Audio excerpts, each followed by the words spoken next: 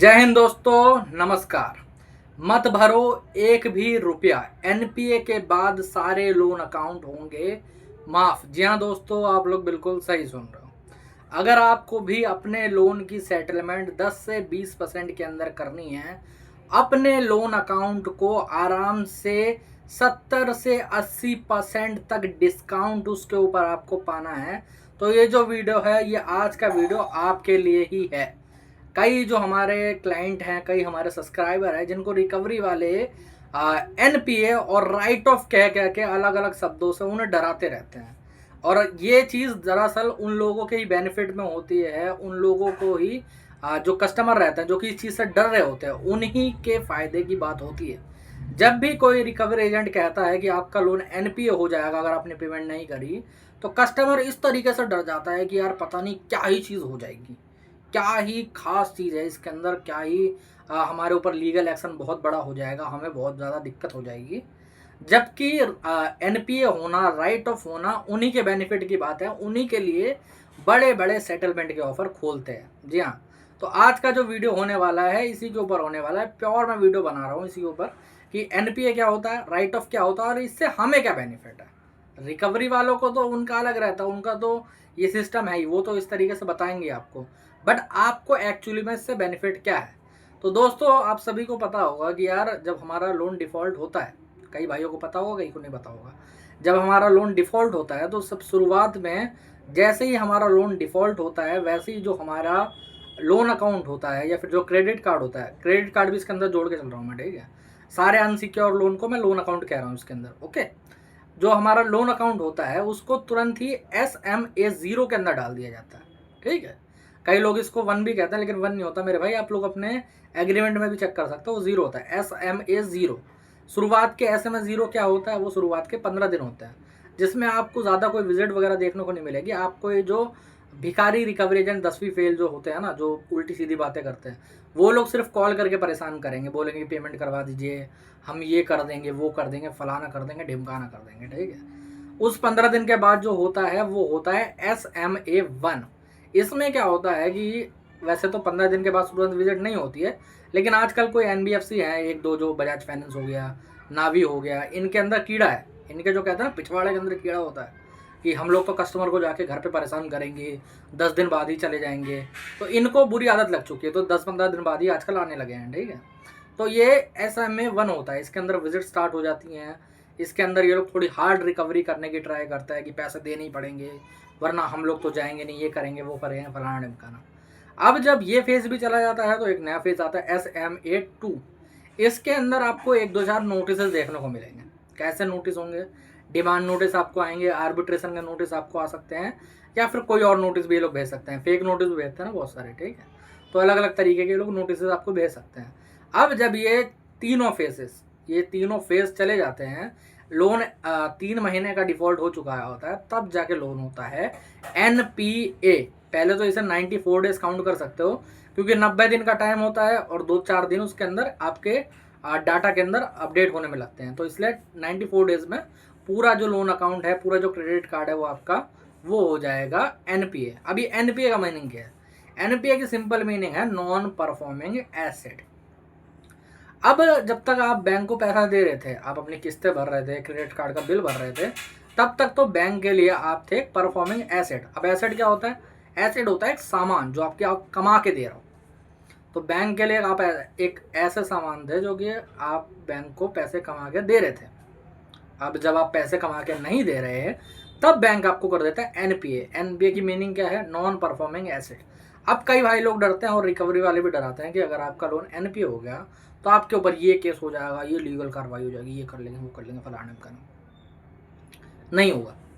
अब क्या बैंक कर नहीं सकता कोई लीगल कार्रवाई एनपीए होने के बाद?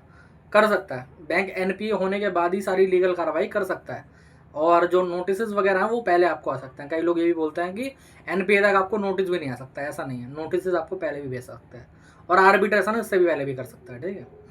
अब ऐसे में क्या लीगल कार्रवाई बैंक करेगा आपके ऊपर? The answer is no. क्यों नहीं करेगा मेरे भाई? जब एनपीए हो चुका है आपका लोन, तो बैंक की पहली प्रायोरिटी रहती है सेटलमेंट, समझे? क्योंकि बैंक को भी पता है कि अगर वो कोई भी लीगल कार्रवाई करे, कोई भी, वो पहली बात तो कोई आपके ऊपर रिकवरी का केस फाइल करने वाला नहीं है, क्योंकि अब तो मेरे को सदियाँ हो चुकी हैं। ये लॉकडाउन से पहले कुछ केसेस फाइल लगे भी थे, अब तो बहुत टाइम हो गया कि रिकवरी केसेस लगते ही नहीं है। क्यों नहीं लगते? क्योंकि हर कोई जागरूक हो चुका है, हर कोई अपना राइट जानता है। अगर मान लो फाइल भी करते हैं तो बंदा लड़ने लगता है केस। तो एक केस मैं बता रहा हूँ, जैसे कि जो एक केस लगा था 2017 में समथिंग, वो क्लाइंट मेरे पास तब नहीं आए थे। आज 2025 हो चुका है, उस केस के अंदर कुछ नहीं हुआ, 3 4 5 डेट ही हुए हैं खाली, समझे। मुश्किल से 1 1.5 साल के अंदर एक डेट लगी है और कुछ नहीं होने वाला उसके अंदर। ऐसा नहीं है कि बैंक को संपत्ति बेच के कस्टमर पैसा देगा या फिर कुछ और होगा, कुछ नहीं होने वाला यार। बंदा जानबूझ के इतना ज़्यादा परेशान हो गया था, इसलिए सेटलमेंट भी नहीं कर रहा। कह रहा कोई बात नहीं, एकदम एंड आएगा, ऑर्डर पास हो जाएगा मेरे अगेंस्ट में, तब जाके मैं सेटलमेंट करूंगा। या फिर मान लो अभी डिस्ट्रिक्ट कोर्ट में, आगे जाके हाई कोर्ट जाऊंगा, फिर जाऊंगा सुप्रीम कोर्ट, क्या कर लेंगे, है ना। तो किस तरीके से आपको डराने की जो एनपीए के बाद एक प्रक्रिया चलती है, केस फाइल कर सकता है। लेकिन एक चीज़ मैं बता देना चाहता हूँ कि अगर मान लो केस फाइल भी कर देता है, उससे पहले आपको नोटिस इशू करने पड़ेंगे सेक्शन 25 के। अगर आपका लोन है तो, क्रेडिट कार्ड है तो वो भी डरने की जरूरत नहीं है, ठीक है। चेक बाउंस के या फिर सेक्शन 25 के आपको नोटिस इशू करने पड़ेंगे। अगर आप उन नोटिस का रिप्लाई कर देते हो तो फिर आपके ऊपर केस बैंक क्यों फाइल करेगी? वो पागल है क्या? उन्हें पागल कुत्ते ने काटा हो रखा है, समझ रहे हो। उनके जो एडवोकेट है उनमें इतना दिमाग तो होगा कि कस्टमर ने जो हमने नोटिस करा था उसका काउंटर कर दिया है, तो हम इसके बाद केस फाइल क्यों करें, समझे। हम अपने पैसा क्यों बर्बाद करें, हम अपना टाइम क्यों बर्बाद करें, क्योंकि वहाँ जाके कोर्ट में भी कुछ होने वाला नहीं एक्चुअली में, समझे। तो अब आगे क्या होगा? अब आगे होगा जब आपका लोन अकाउंट है ना 9 महीने हो जाएंगे, 9 महीने का डिफ़ॉल्ट हो जाएगा। पहले ये 6 महीने रहता था, अब मैं क्या होता है ना कि कुछ अकाउंट 6 महीने में ही राइट ऑफ हो जाते हैं और कुछ अकाउंट को 9 महीने लगता है। तो इसलिए आप 9 महीने का टाइम पकड़ के चलो, ओके। अब जब आपके 9 महीने हो जाएंगे तो आपका लोन अकाउंट होगा राइट ऑफ। अब कई भाई लोगों में ये होता है कि क्या सर मेरा लोन अकाउंट जो 20 लाख वाला है वो भी राइट ऑफ होगा और जो 1 लाख वाला वो भी होगा? हाँ भाई, दोनों होंगे। क्यों होंगे? क्योंकि बैंक के लिए जितना बड़ा लोन होगा ना उतना ही बड़ा बोझ होता है, समझे। बैंक के लिए जितना बड़ा लोन होगा उतना ही बड़ा बोझ होगा। तो इसीलिए वो अपने सर के ऊपर से अपना बोझ हटाने की ट्राई करती है। जब भी फाइनेंशियल ईयर आने वाला होता है, या फिर मान लो अगर 9 महीने में नहीं करेगा तो फाइनेंशियल ईयर जिस दिन एंड होने वाला होगा उस दिन ज़रूर करेंगे, 100% करेंगे आपका लोन अकाउंट राइट ऑफ। तो अपने लेजर से हटा देंगे, दिखाएंगे नहीं कि भाई साहब ये लोन हमारे पास है, ये लाइबिलिटी हमारे ऊपर है, रहती उन्हीं के ऊपर है, लेकिन पेपर में से हटा देंगे, समझे। पेपर में से हटा दिया जाएगा उसको। एक हम लोग ब्लैक अकाउंट भी कहते हैं, ठीक है। ब्लैक अकाउंट क्या है? ब्लैक अकाउंट एक ऐसा अकाउंट है जिसके ऊपर बहुत ज़्यादा डिस्काउंट मिलता है, बहुत ज़्यादा डिस्काउंट मिलता है। अब इसमें कई लोगों की बातें आती है कि सर मेरा बैंक अगर सेटलमेंट ही ना करता हो या फिर एनबीएफसी अगर सेटलमेंट ही ना करती हो, तो मेरे भाई सदी में, इस सदी के अंदर ऐसा कोई बैंक, ऐसी कोई एनबीएफसी आज तक नहीं आई जिसने सेटलमेंट ना करा। एक एनबीएफसी है, तुम लोगों को पता होगा, नावी, ठीक है। तो वो लोग क्या करते हैं, वो लोग सेटलमेंट ज़्यादा नहीं करते हैं 20-30% अपने लोन की सेटलमेंट करते हैं। बाकी अकाउंट जो सेटल नहीं करता वो लोग जानते हो क्या करते हैं? वो लोग उस अकाउंट को बेच देते हैं। कैसे बेच देते हैं? मैं एक परफेक्ट एग्जांपल देता हूँ अपने क्लाइंट का, ठीक है। उनका जो लोन होगा ज़्यादा बड़ा नहीं था, 80,000 रुपये का लोन था नावी से, ठीक है। नावी से 80,000 रुपये का लोन था। उन्होंने क्या करा, नहीं भरा, जैसे पेमेंट वगैरह नहीं हो पाई, तो जब 7-8 महीने हुए तो वो लोन राइट ऑफ हो गया, ओके। राइट ऑफ होते के साथ ही वो लोग सेटलमेंट नहीं कर रहे थे, अपनी चीज़ पे अड़े हुए थे कि मैं सेटलमेंट नहीं करूँगा, ये वो फलाना ढिमका ना।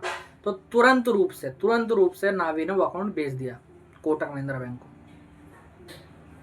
और पता है कितने में बेचा होगा? तुम लोगों को लग रहा होगा ना कि 80,000 रुपये का अकाउंट था तो कम से कम 40 में तो बेचा होगा, 50% में। कद्दू 15% में बेचा होगा, मात्र 15% पे बेचा होगा। मतलब 80,000 है ना, तो यही मान लो तुम 12,000 रुपये में। ऐसा क्यों कर रही है बैंक कि 15% का ऑफर कस्टमर को नहीं दे रही है लेकिन दूसरे बैंक को बेच दे रही है। अब वो दूसरे बैंक कोटक महिंद्रा बैंक ने हमारे कस्टमर को सेटलमेंट का ऑफर दिया मात्र 25,000 रुपये में। उसमें भी थोड़ा बहुत कम करके शायद आएगा, मेरे हिसाब से 19,000 में निकला था वो, ठीक है। तो ऐसा क्यों हुआ?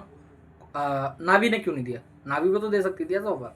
वो लोग इसलिए नहीं देते क्योंकि देखो जब वो सेटलमेंट का ऑफर देंगे तो उस अकाउंट को उन लोगों को क्लोज करना पड़ेगा, समझे। जो अकाउंट सेल आउट जब करा जाता है तो उसके अंदर नहीं बताया जाता कि हमने कितने में सेल करा है, क्या चीज़ है क्या नहीं। लेकिन जब उसी इस चीज़ को सेटलमेंट करी जाती है तो वहाँ पर अपने लेजर में शो करना पड़ता है। अब इन लोगों को चाहिए होता है बैंकों से पैसा, आरबीआई से, समझे। अब आरबीआई को पता तो चल रहा है लेकिन जो ऊपर की सीटिंग होती है उसमें नहीं दिखती है सारी चीज़ें। इन्वेस्टरों का पैसा इनके पास आता रहता है, ये सारी चीज़ें होती हैं, समझ रहे हो। तो इसीलिए अगर तुम्हारा कोई भी लोन है जो कि एनपीए हो चुका है, उस पर तुम्हें पेमेंट इसलिए नहीं करने कि अगर तुमने पेमेंट कर दी या फिर 1 रुपये की पेमेंट करी, ठीक है, तो हो सकता है वो NPA से हट जाए या फिर आगे चल कर राइट ऑफ ना हो पाए। राइट ऑफ के बाद ही तुम्हें 10 से 15% की डील मिलेगी, 20% की डील मिलेगी, उससे पहले नहीं मिल सकती। बहुत ही मुश्किल चांस है, बहुत कम चांसेस है। एक IDFC बैंक है, IDFC फर्स्ट बैंक, वो दे देता है, वो इससे पहले राइट ऑफ से पहले भी दे देता है सेटलमेंट का ऑफर अच्छा। लेकिन हर कोई बैंक एक जैसा नहीं होता, समझ रहे हो। अगर तुम्हें एक अच्छी डील चाहिए, एक अच्छा ऑफर चाहिए, तो राइट ऑफ तक 1 रुपये की पेमेंट भी मत करो, तुम्हारा राइट है। जब तुमने लोन डिफ़ॉल्ट करा है तो तुम्हारी चीज़ें हुई हैं, एक अच्छा ऑफर चाहिए तो भाई साहब पेमेंट मत करो, सीधी बात है। अगर तुम्हें लगता है कि भाई साहब मेरा NPA हो चुका है, मैं 1 महीने की किस्त भर देता हूँ तो हो सकता है आगे मेरे को कोई बेनिफिट हो जाए, कद्दू कुछ नहीं होने वाला, कुछ नहीं होने वाला मेरे भाई। वो सारा ब्याज पेनल्टी जुर्माने में चला जाएगा और तुम्हारा टाइम बर्बाद होगा। और कई लोग ये बोलते हैं कि सर जो ब्याज बढ़ता जा रहा है उसके साथ क्या होगा। मान लेते हैं मैंने 1 लाख रुपए का लोन लिया था या कार्ड लिया था, राइट ऑफ होते होते वो 1,40 हो गया, अब मैं क्या करूँ, ये तो बहुत ज़्यादा बढ़ गया। तो मेरे भाई 1,30 या 1,40 हो गया, तो मैं वो दिख रहा है। लेकिन अगर वही तुम परसेंटेज पे चले जाते हो, जैसे मान लो NPA के बाद भी सेटलमेंट होती है, ठीक है, लेकिन कम में होगी 50% पे। अगर मान लो 5वें मंथ में तुम 50% में करते हो 1 लाख रुपए का, तो 50,000 रुपये पे करोगे, है ना। वही चीज़ तुम राइट ऑफ के बाद करते हो, मान लेते हैं 20% मान के चलते हैं, ठीक है, तो 14,000 का 20% कितना हो गया, 28,000 रुपये। कितने का बेनिफिट हुआ, 22%, 22,000 रुपये का, समझे। तो अगर तुम्हें वो 22,000 रुपये का लॉस करवाना है तो फिर तुम्हारी मर्जी है, तुम कभी भी करो सेटलमेंट, तुम कभी भी पैसा पे करो, तुम अपना दिमाग कहीं पर भी मारो, है ना। इसीलिए बार बार कहता हूँ, 1000 बार कहता हूँ कि NPA हुआ, NPA से पहले अगर तुम पे गलती हो गई, किसने या तो फंडिंग भी कर देते हैं लोग, फंडिंग भी कर दी, कोई बात नहीं, हो जाने दो, कोई दिक्कत नहीं है। बट NPA के बाद और राइट ऑफ से पहले कोई पैसा पे नहीं करना। राइट ऑफ के बाद भी मत करो, एक अच्छा ऑफर हमेशा लेके जाओगे, ठीक है। आराम से तुम्हें 10 से 20% का ऑफर मिलेगा, कोई प्रॉब्लम नहीं आएगी उसके अंदर, कोई भी दिक्कत नहीं आएगी।